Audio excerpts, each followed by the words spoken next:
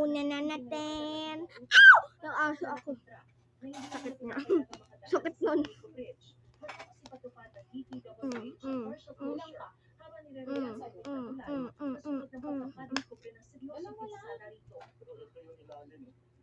Kalawang na lahat. So, hindi namin akalain na ganito kasama. Sentro ng komersyo rito sa Ilocos Visayas ang Tacloban, kaya malaking dagok daw sa kanilang ekonomiya ang partial closure ng limang taon ng San Manico Bridge na yan. Basta nagdurog daw sa Leyte at Sabah, kaya pangako ng mga kinauukulan, mamadali ang pagkukunin nito.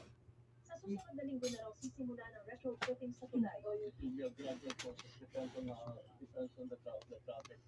But, kaya 1 year. Habang isinasagawa ito, isinailalim sa ating bumato sa isang transport of calamity ang Eastern Visayas na ito simula June 5. Bago nito, ay nanangaling si Pangulong Marcos sa Hi. 6 na araw matapos maideklara ng Siquijor Provincial Government na under state of calamity ang buong probinsya dahil naman sa energy crisis. Sunod-sunod due to may mga request na ipapupuna yung mga maintenance, gano'n, yung election, mga pinaka. So nagsunod-sunod, apat na yung nagtitira.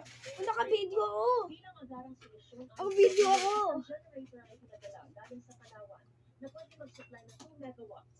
Kaya inaasahan na mag-normalize Sa kwarto na lang sa nag-video. lalawigan sa katapusan ng linggong ito. May kwarto na lang siya nag-video.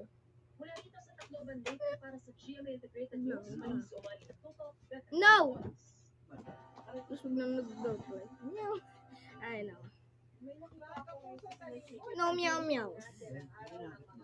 Pagkatapos namin kumari ka na pumasok, okay, stop that. Tingali ang daha. Para mas marami magawa.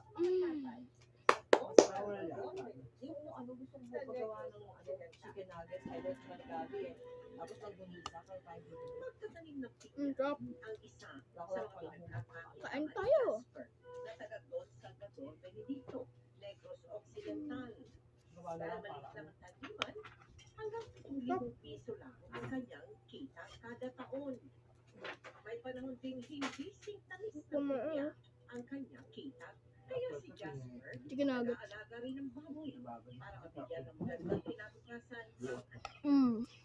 May 5 akong anak. Ang 3 ko dito ay nakatapos na. Sa ngayon, meron pa akong 2 anak na pinagsisikapan na makapagtapos ang kanilang pag-aaral.